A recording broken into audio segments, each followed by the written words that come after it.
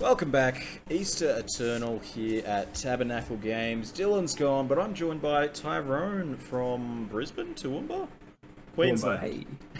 How you going? Great, Jimbo. Yeah, I'm donated plasma this morning, and I'm looking to get my Highlander fix. Hey, awesome.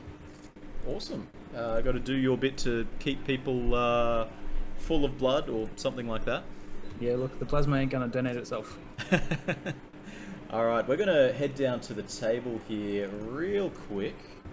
I've just got to fix up these table names, but what would you be playing if you were playing today? Me? I'd be either playing Green-Red Monsters. I've been fiddling around with that deck, and I think it's good in the field. Yep. But Jund Goblins is the deck I'm most comfortable with. Okay. One of those two.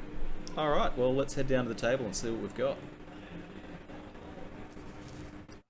We have, on the left, Luke, Mulcahy. Not sure what Luke's playing.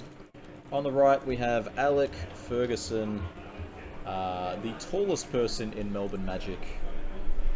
Not sure what he's playing either. All I know is that both of these people are playing Lutri. Yes, a popular 1-point card. Absolutely. I mean, we had people... Yeah, we put it to 1, and then the rules changed around the card, and we were wondering, you know, is this card still worth 1? And people were like, this card's not worth 1, why haven't you put it to 0 yet? And then everyone kept playing it. Yeah, I very much was a bit down on the card. I thought a sideboard slot was very valuable when it first came out, but yeah, I think 1 is the right place for it. Yeah, I mean, the thing is, like, it's one of those cards where if it's at 0, it will be everywhere. Whether or not that's a good thing is definitely something to be argued, but it would be in almost every single deck ever. That's I did see the bottom of Mulch's deck, and I think I saw a Mox Ruby, which means he might be playing his Goblin deck. Okay. Which is traditionally something that can't really leverage the Lutri very well, but it's just basically a 6-point deck. Both players here on a mulligan to 6, it looks like. And we can see that the sun has moved again. We don't know where the spot of glare is going to be this time, but if there is one on the table, you know it'll turn up.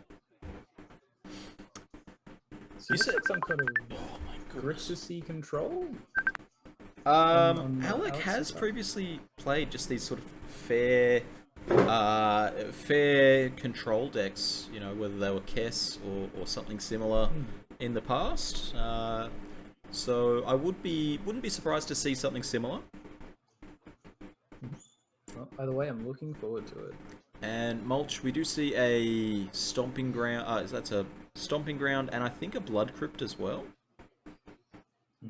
It's a stomping ground going on the bottom. I'm leaning in my chair to get a better view, and it's not helping. Once upon a time.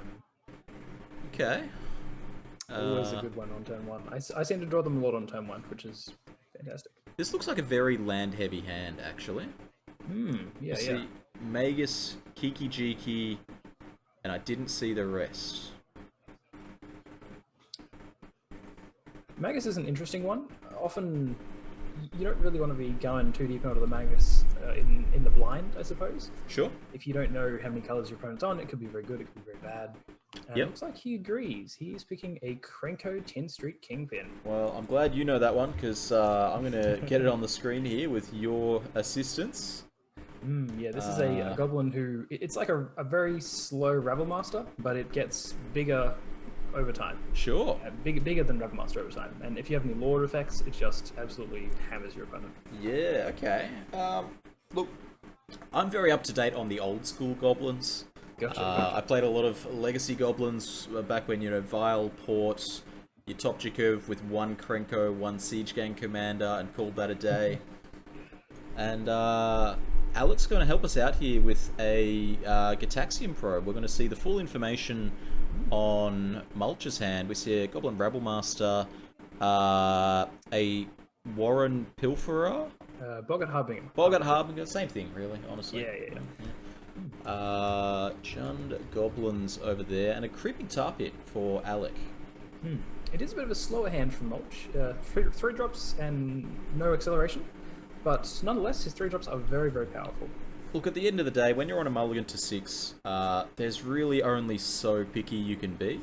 And I think a 5 card hand where, so there was, what, 2 lands and a couple of goblins and a Once Upon a Time. You got to be happy with that.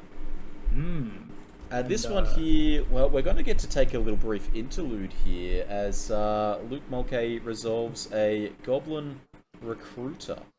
Yeah, this changes the game a lot. So this has a couple of very important effects. Mulch is never drawing any lands for the rest of the game, unless he chooses to put only 3 or 4 cards on top of his deck, which well, I don't know. That's definitely a dangerous place to be, but he does have the chance to combo out pretty quickly with this. We get a peek at Alec's hand here as well. I saw a Spell Snare and what looked like a Blood Chief's Thirst. So some sort of blue-black slower deck. We're going to test your knowledge here, Tyrone. We're pulling out some goblins. There's Kiki Jiki. I missed the second one.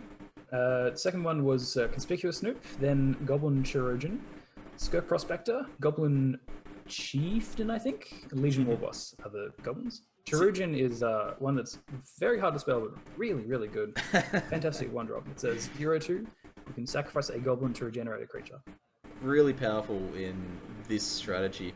My problem here is Luke has 2 lands in play and 1 in hand. Yes. I would not be surprised if he puts Snoop on top and then casts his Snoop, and then the turn after he'll probably cast his Harbinger, Boggart Harbinger, which will allow him to combo off if his opponent has no interaction. And if his opponent does have interaction, then he just shuffles his deck and continues drawing lands and spells as normal. Right. But we'll see what happens. So the dream here, if you're in Alec's seat, is to just draw a Wasteland. Yeah, that'd be pretty good. There is that Skirk Prospector, which may be sitting closer to the top of the pile. Yep, sure. But nonetheless, it's going to be a huge issue if he does. Absolutely. My apologies, I haven't updated my pronoun tag for these players. Oh. If the Boggart Harbinger gets counted as well, then Mulch is definitely going to be stuck with just these cards. So this is very much a beatable recruiter by the blue deck. Yeah, it's all in some senses, but it has multiple opportunities to opt out as well. Yep. And Recruiter is very flexible. I've seen Mulch make piles where he just went and grabbed Rabblemaster, Warboss, Chieftain, Warchief, nothing else. And then we see the Snoop. Alec's got something to say about that. Yeah, Spell Snare, get it out of here, get it off my screen. He's got no interest in continuing that story there. Seeing a bit of white mana from Alex's hand by the looks of things, which is interesting. Okay. So perhaps this is a blue, white, black deck. Yeah, it could be Esper, so there's a Scrubland there. What else can we see? That looks like a Toxic Deluge in hand and a Fatal Push. This hand looks really well positioned against the sort of fair Goblins pile. Yeah, especially the combo side of it. Definitely great against the combo side, and that looks like Goblin Rabblemaster. And this is Luke's plan against these fair control decks. Is just, okay, I can't combo you. I'm going to play a brilliant 3-cost Goblin every single turn. What are you going to do about it? Yep. And because his hand was full of 3-cost Goblins beforehand, he had the luxury of being able to go get a bunch of combo pieces just in case it works. And if it failed, well, you've always got 3 drops. Absolutely, yeah. This is a very fast clock. That's right. Rabblemaster doesn't slow down. Yeah, not at all. Next turn. Ooh, okay. For 8, I think, next turn? Ooh, never mind. Not through a Toxic Deluge, yeah. Swiftly going to clean up all of those Goblins. So, I mean, that's the thing. Now there's going to be another one. What's the next one? Is it going to be Warchief? Is it going to be Chieftain? There's really no way of knowing, is there? You could even get a Lutri. It could even be a Lutri. Okay, Lutri's cool. Probably not, considering I don't believe he has any instants of sorceries in his hand, but you never know. You mentioned at the start of the game that Lutri is not a great point for Goblins. Well, yeah, Goblins is basically just a 6-point deck, and Lutri is just a free card, essentially, so Mulch decides to play out. The deck does have a couple cards it can copy. It has Collected Company, sure. Once the time. Sometimes lightning bolts, sometimes in the sideboard. A few others, but not a huge amount. Mm-hmm. But generally just a 6 mana, 3/2. I can tell you from the other side of the table, Lutri has so much action for this Esper play. Oh my god, I bet. You could see in hand there was a Fatal Push, there was a Blood Chief's Thirst, Toxic Deluge, not the greatest one to get copied. We see Goblin Chirurgeon and Skirk Prospector on the table. Yep. So Mulch is ready to cast a 5-drop if he really needs to, but he's also ready to protect his 3/3 creatures with his Chirurgeon. If there's one thing Mulch is ready to do, it's sacrifice goblins. Definitely. Now, let's see if Alec can make him do that before he wants to. Yeah, I mean, Teferi Time Raveler is a powerful being, even against these, these decks that are not playing counter spells and playing at instant speed. Just as a fair card, it's it's game warping. Yeah, the Teferi is definitely slowing down the game plan here. Like, if Moltra's game plan is to drop a powerful 3-drop and protect it with Trojan, Teferi is very good against that. Mm-hmm. And you can see Alec electing to tick up the Teferi rather than tick down. If you tick down, you could bounce a Goblin and then it would be on 1. It's not really where you want to be. Sure, Chirurgeon's a 0-power creature, but we saw a Goblin Chieftain in the pile, and that could give a power to the Chirurgeon, and you don't want to take that risk as Alec here. Mm-hmm. Absolutely. Is that a Blood Chief's Thirst I see in Alec's hand? Yeah, there is a Blood Chief's Thirst, and here we're seeing the Fatal Push come down instead. I believe Blood Chief's Thirst is a sorcery, but I'm not certain on that. Let's see if we can grab that one. Yes, Fatal definitely a sorcery. The mana producer is interesting. He's obviously seen that Mulch is a bit light on lands, and perhaps maybe he's valuing it a little bit high. Makes sense. That was the Krenko there, I believe, that's just hit the table. Yep. Yeah, now if Mulch does have a Lord next turn, this Krenko is going to be hitting for probably 3 damage and making 3 tokens. Unless it's in his hand. Luke here considering whether or not to sacrifice the Tin Street Kingpin to stop the Teferi ability drawing a card. Interesting.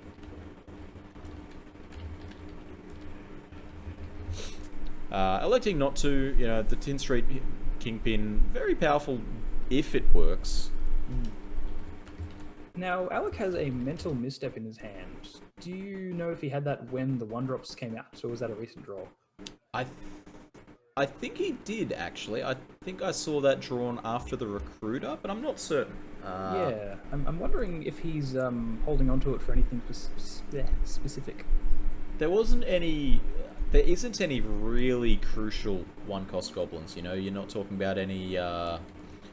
Wywood symbiotes as an example. There's no key goblins where if it hits the table, the game ends. Yeah. In fact, the 1-drop goblins in Highlander are very, very low quality. They really are.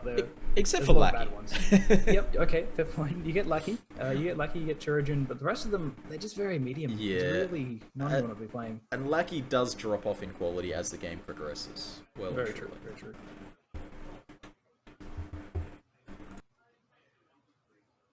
Looks like this Esper list is very ready for Blood Moon. It's got 3 basics out so far.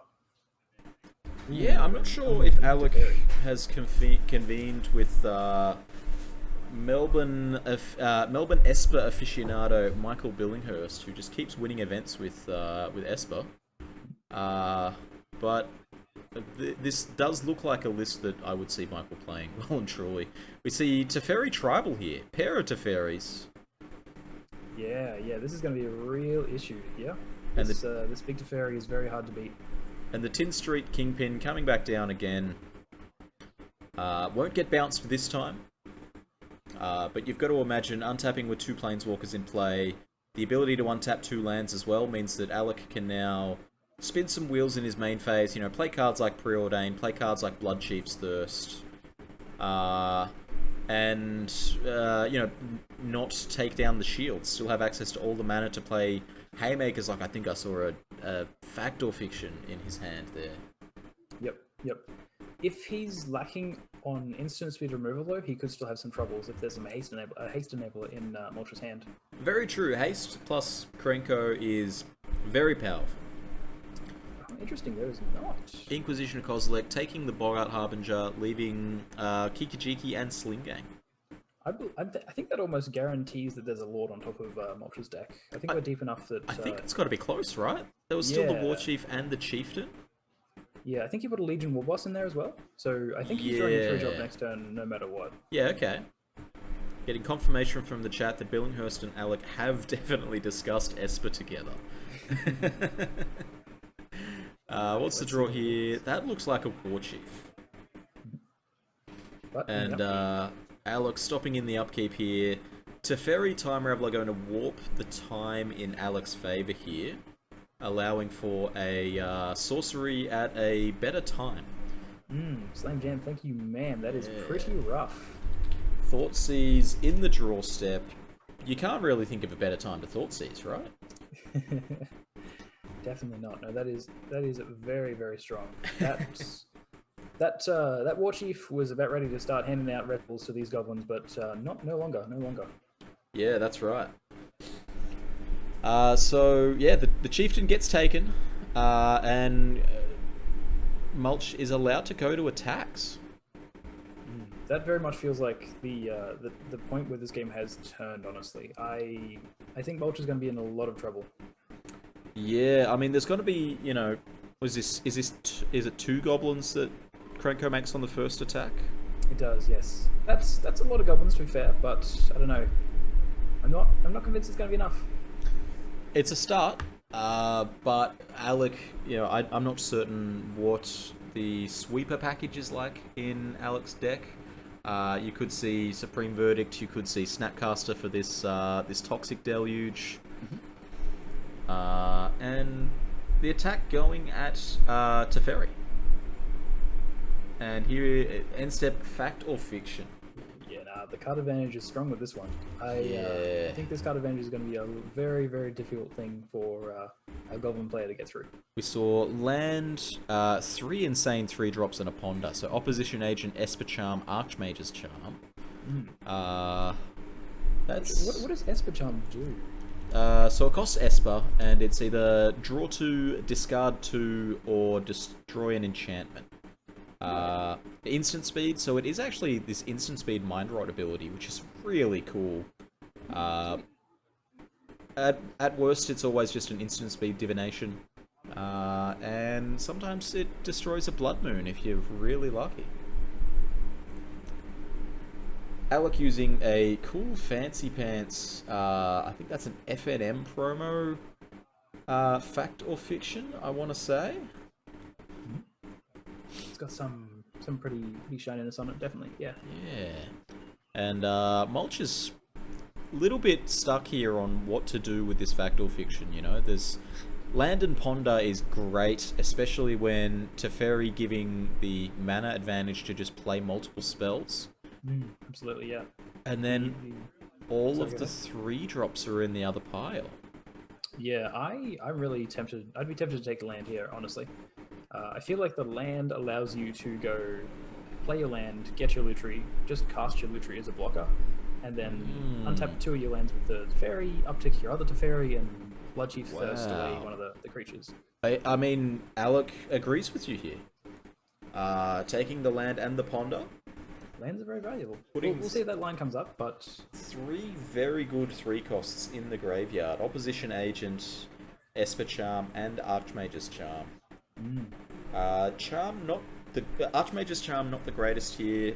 You know, obviously the mode you want against goblins is to gain control of one of their guys, but Cherugian would put a stop to that pretty quickly, regardless of what you target. We're here today at Tabernacle Games. They've put on this Easter Eternal Weekend. 3 days of Eternal Magic. Yesterday was Legacy. Today is 7 Point Highlander. You haven't been to this store, Tyrone, being interstate, but I can tell you that it is a lovely atmosphere here. Fantastic. And so that was an attempt to tuck the Tin Street Kingpin, and then it ended up getting sacrificed? Seems that way, yes. Doesn't look like he wants to draw it. And Liliana, the Last Hope, coming down to remove a token.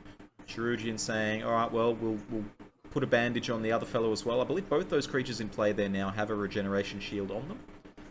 Absolute plethora of planeswalkers now. That's right. And I don't want to get ahead of myself here, but I feel like Luke should have added Lutri to hand last turn. That makes sense, yeah. It's quite possibly should have, yeah. The known hand of nothing to cast. Yeah, good point. And 3 mana. War Chief off the top. And I believe that means that the last card on top has to be a War Boss, right? I think so. I don't think there were any others, yeah. And big appreciation there for Mulch being very visual with the attack there. Picked up the 2 attackers, pointed it to Fairy 5, said, these are going there. Nowhere else, please. Look, you gotta whittle them down somehow. Absolutely. It's gonna make things hard, but the Fairy just wins games. Definitely, yeah. Liliana, it's gonna slowly shrink the board. But Teferi, Hero of Dominaria, the mana advantage that card is providing is just it can't be overstated. The ability for Alec to now cast Ponders and Preordains on his own turn, and then still have full mana up on his opponent's turn.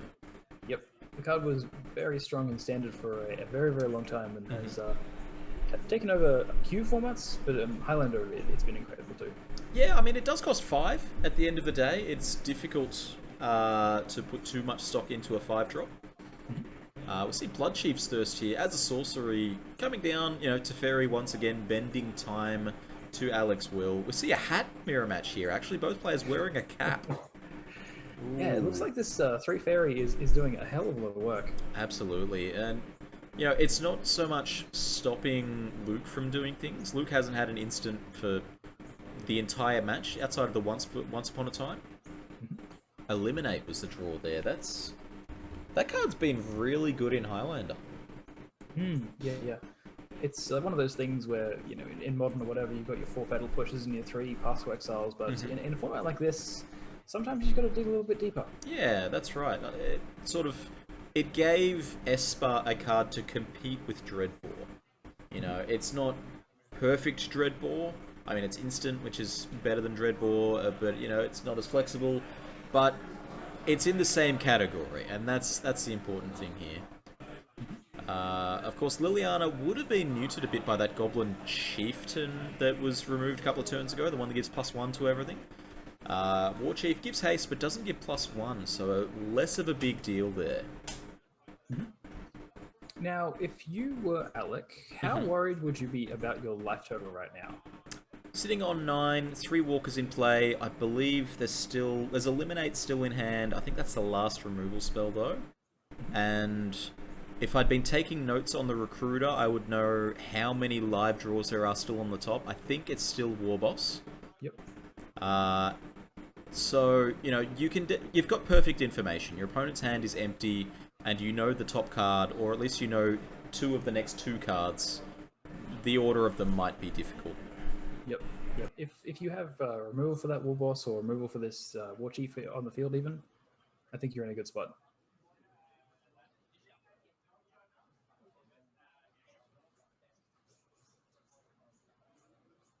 Alright, let's see what it is off the top. Is it the War Boss? Wait, in the upkeep? No?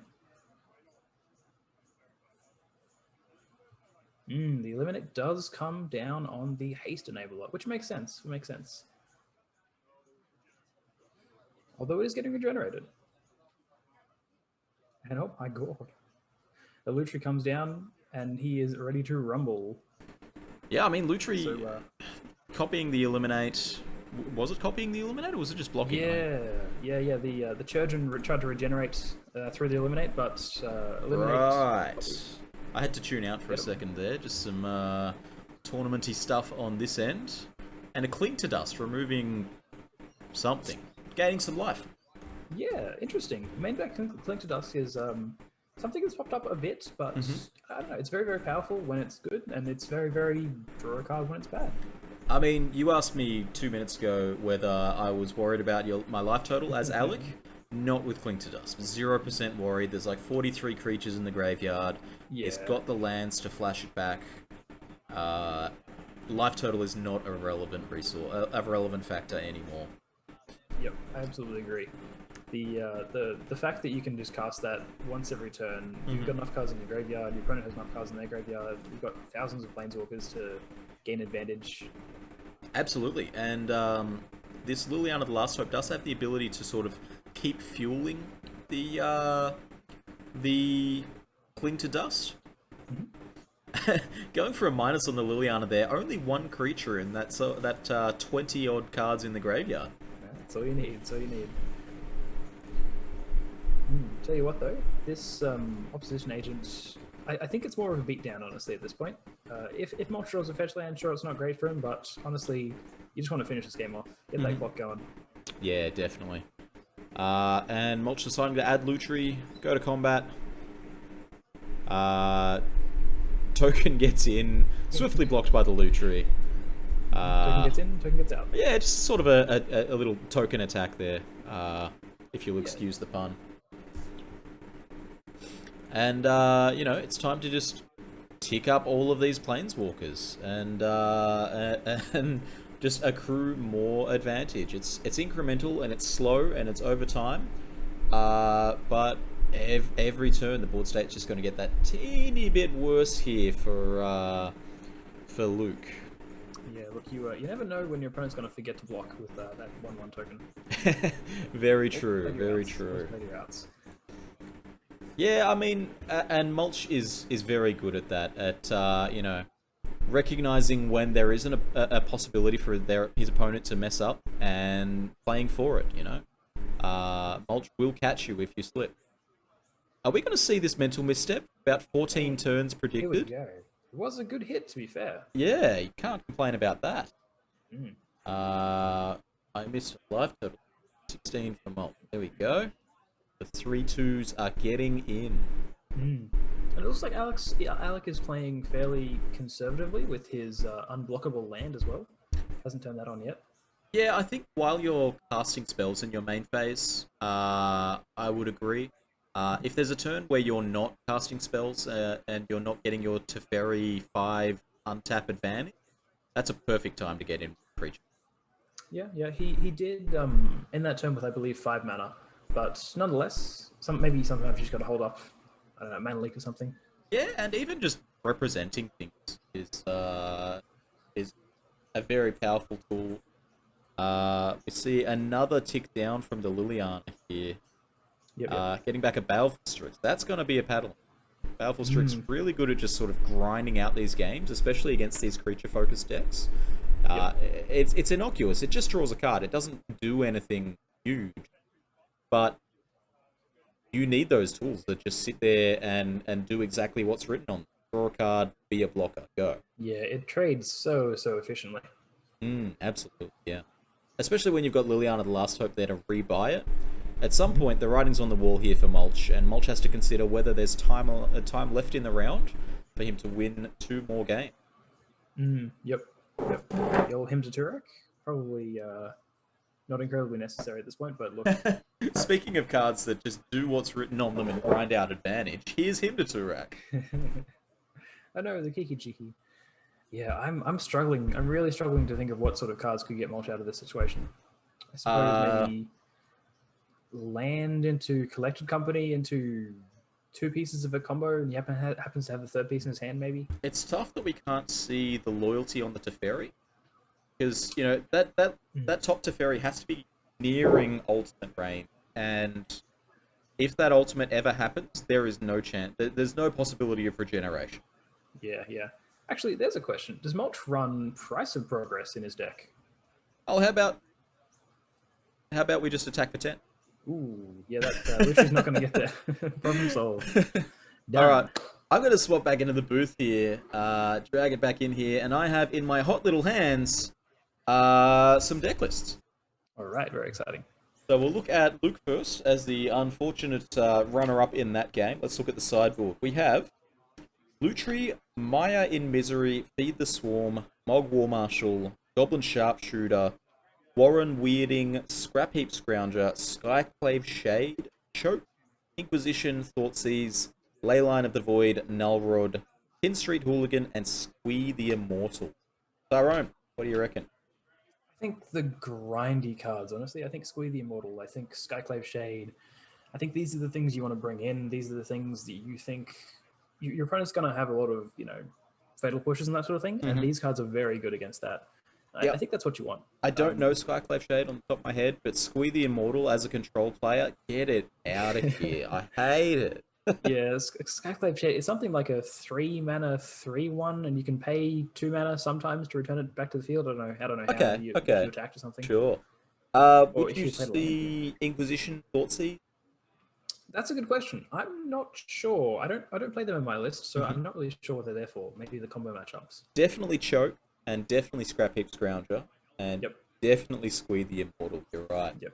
Let's have a look over at Alec Ferguson's sideboard here. So we have Lutri, Dark Confidant, Collective Brutality, Engineered Explosives, Nihil Spellbomb, Blue Blast, Ashiok Dream Render, Timely Reinforcement, Celestial Purge, Ether Gust, Mystical Dispute, Disdainful Stroke, Reanimate, Monastery Mentor, and Cataclysmic Gearhulk. This definitely feels like a matchup where you're upgrading a lot of your cards. You'll take out maybe a bad counter spell and put it in a Blue Blast. The Cataclysmic Gearhulk's kind of cool. The Ashiok, I think, will be very, very good against this deck. Of the cards I was expecting to see today, Cataclysmic Gearhulk was not on the list. It wasn't far down the list. It was just not on there. I've seen it in a couple of Khan boards, Okay, but sure. okay, do what you need to do, right? Yeah, I'm expecting here to see Ether Gust, Celestial Purge. They say red and green and black and red. Yeah. That's it. Blue Elemental Blast just says red. Yep. You got to get that in there. You could see Engineered Explosives. Could see Timely Reinforcements. Cataclysmic Gearhulk. Honestly, this seems like a great time for Cataclysmic Gearhulk. Absolutely. And like I said, I think you're just taking out your medium counter spells and your medium removal spells and adding in better ones. Timely is a card that I've never really had a huge issue with when I'm playing Goblins, but the fact that you've got so many Planeswalkers in your deck, I think you want Timely to protect those Planeswalkers. Yeah, I mean 3/1/1s. It's good blocks. All right, let's head back down to the table and see what the players reckon, whether they agree with that. Yeah, I tell you what though, the one thing I really liked out of Alec's deck that last game was the ability to close it up. Once he'd sort of gotten control, suddenly he had 10 power and he was 10 over sideways. Yeah, that's it. Like the 3/2, the 3 power flash army is really critical in these Esper decks, in these Grixis decks, between Vendilion Click and Brazen Borrower and Opposition Agent Hull Breacher and Lutri. They've got access to a lot of a real gluttony. That said, I have to say, I think Goblins is probably favored in most sort of blue controlling matchups. So we'll see how game 2 and 3 go. I mean, look, Choke is a real card. Oh boy. Let's be real, There's not many outs in Alec's sideboard for Choke. It's just the Ether Gust specifically. He's got that Esper Charm still. Esper Charm and Teferis are the outs. And of course, Thoughtseize, Counterspell, etc., etc. We see Ataxian Probe off the bat yet again. Chrome Mox, interesting. Okay. What do you think? What are your thoughts about this hand? Alright, so we've got a land in play already. We've got Ashalik Mons, Rashmaster, Warboss, Chieftain. So it can play a 3-drop on 2. Yeah, that's very, very powerful. And if the opponent taps here and plays a cantrip, like Darkslick Shores into Ponder, for example, I'm slapping down a Warboss. Yep, that makes sense to me. In a heart. I don't remember exactly the text on Ashalik Mons, but I feel like it follows up a Warboss better than being the one that gets played first. Yeah, very much so. I think it's like if it or another goblin would die, you get to ping anything, and you can pay 4 mana and sack a goblin to make 2 goblins, I think. That's a very slow, grindy card. Yeah, big grind. Oh, we got a reader. You're not the only one. So here's a question: what do you think this Goblin Trashmaster is in this deck? Is in the deck for? I think. I mean, I've got it in front of me. The Trashmaster is the main deck. Oh, really? Okay. So okay. And it fills that hybrid role between being a lord and being a catch-all for your opponent plays a Umezawa's Jitte, if your opponent plays a Snaring Bridge, any of these big sideboard cards like Pithing Needle. Yep. That makes sense. And there's, I don't know if you know, but Tolarian Academy is now one. Oh, well, there's a draw right off the top. Oh. Chrome Mox, get out of here. We got a new best friend. Yeah, Mox Ruby is paddling.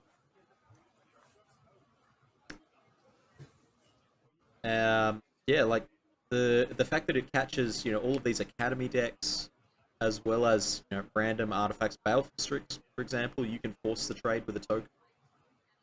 Yep, absolutely. That's a very good point. The other nice thing about it is, like you said, it's just a lord. If they're playing not an opposite, a plague engineer or something like that, Yeah, it's just another way to get around that sort of effect. Exactly.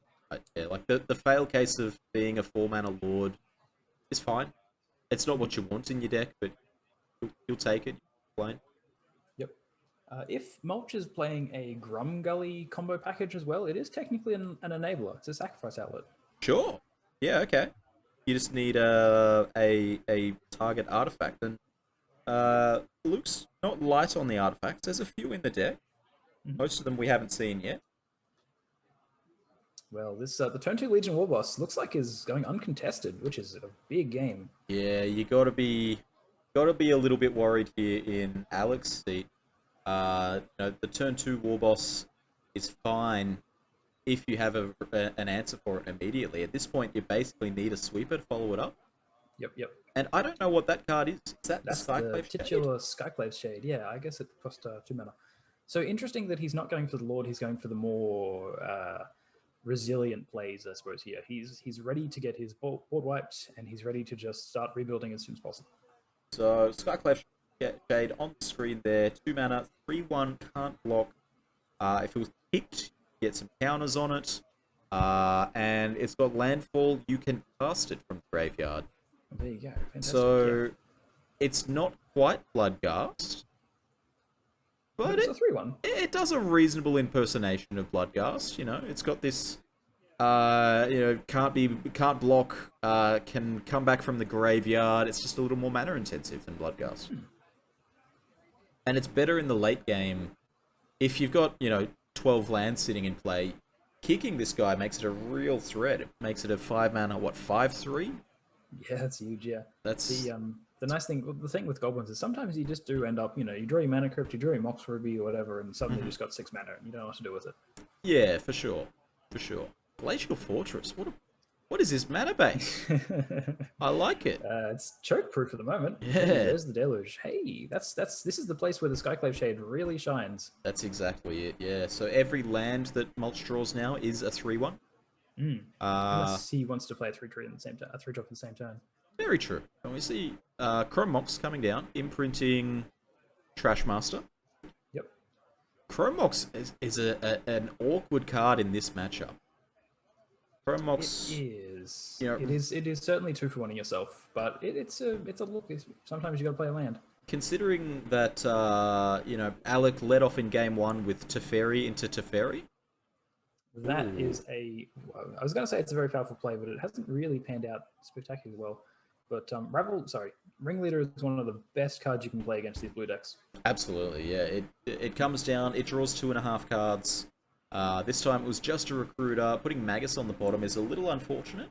You mentioned that Alec is choke-proof here. A lot of the time you have to choose between protection against choke and protection against Blood Moon in these decks. Yep. And looking at that Alec's hand, it looks like there's that Cataclysmic Gearhawk. Yeah, it's not gonna come down here and clean up a bunch of stuff. So I asked you this question last time, but if you were in Alec's position, how do you feel about your life total? I'm worried. Me too.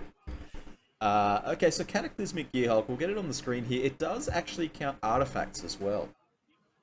So you choose an artifact, a creature, enchantment, a planeswalker, and sacrifice all your other non-lands. So if it was to be played right here, right now, Luke would lose one of his Moxen, probably the Chrome Mox, I'm presuming here. And any creatures that he commits to the board this turn. Yep. It looks like he's cracking a fetch land, so I'm assuming the Skyclave apparition or Skyclave Shade is going to come back as well. Sure. So that was... Sorry, did I miss a Goblin Chieftain getting cast and countered? Is that what the Mana Leak did? Mana Leaks, yep. Oh, but one very important thing to note with this Cataclysmic Gearhulk, it is an artifact, so our good friend Trashmaster might be getting it again. Very true, very true. And Mulch doesn't know about the Cataclysmic Gearhulk in hand. No, he does not. Okay, I was wrong about the Shade. I'm much happier with this this Recruiter in this game than I was last game. Yeah, I think Mulch here is literally grabbing every single Goblin in the deck.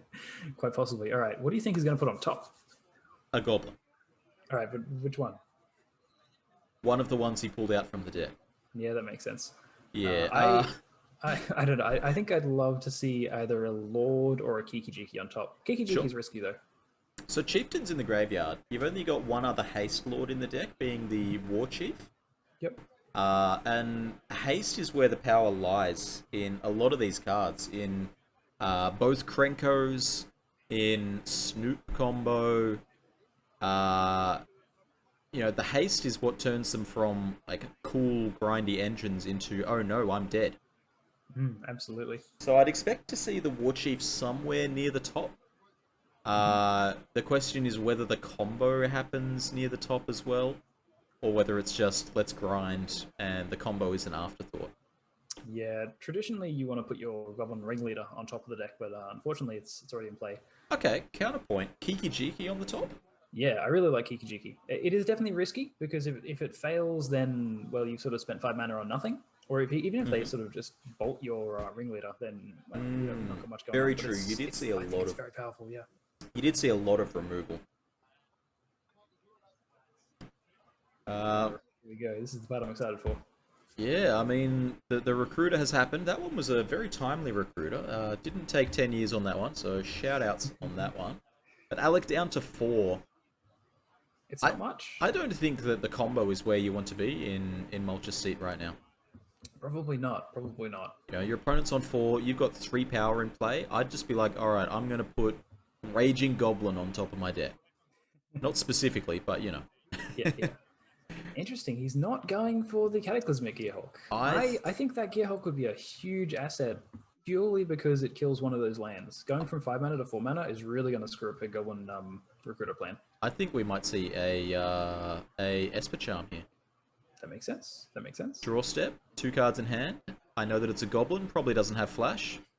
Discard, so Trashmaster down, Snoop down, and a Swords to Plowshares. Yep. Fairly safe play, the old hit him with the Esper Charm in the upkeep. There's not really much he could be drawing that will punish you for that. And that's an age-old play for any Esper deck in this format, is, you know, grind out the game. Once your opponent, specifically that, let's say draw up to 2 cards in the upkeep, nab them both. Especially under the watchful eye of Teferi. Definitely. Ooh, now, if there was a Snoop on top, I wouldn't be surprised if Slinging Lieutenant is the next card underneath, on the top of that deck there. But maybe this Jace will sort some of that problem out. Very true. Jace could tick up. No, looking for a Brainstorm. Doesn't want to unsummon and fix the, you know, give the Recruiter back. And he's drawn a Blue Blast, but I tell you what, if there's a black Goblin on top of the deck that makes you sacrifice Goblins to drain people... Yeah, a Blue Blast and a Supreme Verdict. That looks to be the plan here. Is it good enough? Yeah, look, if Alec was on 6 or 7 more life, I think he'd be in a commanding position. So it looks like Luke went for Snoop on top to reveal War Chief and cast that. That makes sense. Snoop, yeah, yep. Recruiter in. Alec down to 2. It's not the best position. Engineered Explosives, pretty good draw here. You're talking about removing one of those artifacts from play. You could remove both of them for both even. 2 mana. That'd be very, very good. Yeah, you gotta ask how many of those goblins we saw in the pile were 4 or 5 costs. No, no, but he's just reusing. Oh no, he's going for it. Yep, absolutely. With the Blue Blast ready to go. So if there's no spell this turn, you can Blue Blast. You've got Caracas to protect from Lutri. Classic Fatal Push the 1/1. The 2-mana 1/1 with an ETB, the perfect target for a removal spell. We are walking on a knife edge here. Oh, He's yeah. just killing everything as it comes down, but if anything slips through, that's the game over. And the Floating this Luthery Supreme looks like Verdict. it's slipping through right now. Floating this Supreme Verdict on the top of the library, a little bit like a Terminus here, except not at all. Yeah, nearly. Supreme Verdict is... I don't know if it's good against goblins, like in this specific scenario or not. You know, the haste is the huge word here. We are going to see a Lutri at end of turn. But there is a Caracas on the other hand, on the other side to sort of keep the Lutri at bay. Yep. Or perhaps a red blast. Oh, I'm not sure about this. Alec going for Blue the Blast, sorry. Blue Blast on the Lutri. Okay, so that kind of forcing the hand of Lutri to block whatever this is. Although I think this is a Rabble Master. Seems to be, yes. Yeah, okay, so Lutri's going to block that. Yep. That's a pretty easy block to do, honestly. Yeah, and Although you are going to 1. there is the Caracas to bounce the Lutri Yep. as well. It's a pretty sick play. It's a pretty sick play. The Jace can bounce the Rabble Master to ensure that there isn't 2 attackers next turn. I tell you what, this is a really close game here, you know? Mulch just looking for any way to break through with 1 damage. Yeah, but and the thing is, Mulch is never drawing another land, so any 4-drops that he's put in his pile, planning to cast them, is just not doable. Exactly right. And Alec can't afford to draw a stinker. It's as simple as that. Alec needs to draw only good cards all the time. Well, dig through time might be that one. Yeah, there was 2 fetch lands and a dig through time. Alec, you know, of course, doesn't really want a fetch land here. But dig through time plus Lutri, is that good? I hope so. If that's not good, I don't think I'm playing Magic anymore. Looks like deciding whether to cast this Cataclysmic Gearhulk, and the Supreme Verdict got shuffled away. No interest in casting Supreme Verdict. Alec, doing some math here, I don't think he has the ability to Gearhulk plus Lutri plus dig. So having to decide on any 2 of those. Or maybe even just one of them. We'll see. We'll see if the Lutri comes out of this. I mean, the Lutri is very high value here with the Caracas. Yep. It's a free blocker. I guess the issue is maybe you want to hold up mana in case you draw some kind of, I don't know, cryptic command perhaps. If you Lutri this, you won't be able to. The Supreme Verdict is back. Just can't keep it away. Just can't keep it away. Look, it's Shuffled still it not bad, away. honestly, just like 1-for-1ing with your Supreme Verdict is not the worst thing in the world. Yeah, the problem is, you know, what's the top card? Is it I think we already saw War Boss, right? That was like the turn 2 play? I think so. Yeah, so that I guess there's not much in the way of hasty cards left, right? Yeah, I don't know. Is that a Chirurgeon? I think that's a Chirurgeon. Yeah, that one doesn't have a lot of power, unfortunately. Yeah, not the best here. Not where you want it to be. And Blam. honestly, I would have considered sitting back and casting Lutri that turn. Sure. Yep. Chirurgeon, not great on the board. Slip, slap, slop. Here he is. Here's the boy, and he does absolutely nothing. Absolutely nothing. No end to the battlefield ability here. And Alec gonna have a look. What's this on the top of the deck here? Whatever it is, it's a goblin. It's going away. I've been told that there is 3 minutes on the clock, give or take. And this is game 2. Wow. This is game 2. Alec up a game here. So Alec, you know, doesn't need to win this game. And that's a Grenzo Dungeon Warden there being looked at. Alec doesn't need to win this game to win the match. But he's going to try his damnedest to. Just needs to not die. That's the new plan here for Alec. Grenzo... Okay, that's interesting because Alec knows the bottom card of Mulch's library here. Now, go for the Grenzo, go for the opposition agent. It's a clock again. He's showing his ability to just finish this game. Exactly it. This is 7 power in play. I believe there's a tar pit. There was before in a brainstorm at least. That one was a Krenko Tin Street I Kingpin? believe so, yeah. Now, from memory, I think Mulchmare put a Goblin Chainwhirler into his pile. Maybe it's at the bottom of his deck, maybe Okay. it's somewhere on top here, but Okay. that Sure. one has a real chance of getting there. Yeah. And that's the Krenko, that's the Eliminate. Get that one off the screen.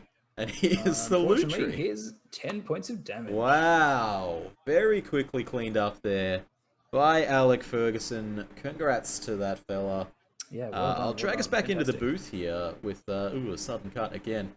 Tyrone, lovely commentary. Lovely having some knowledge of goblins on the stream. Thanks for having me. It was fantastic. I'm going to go out there, see how many games are still playing. If there's still a pile of games, I'm going to get Alec in here for an interview. But there is only a couple of minutes left in the round, so it's very possible that we'll skip the interview this round.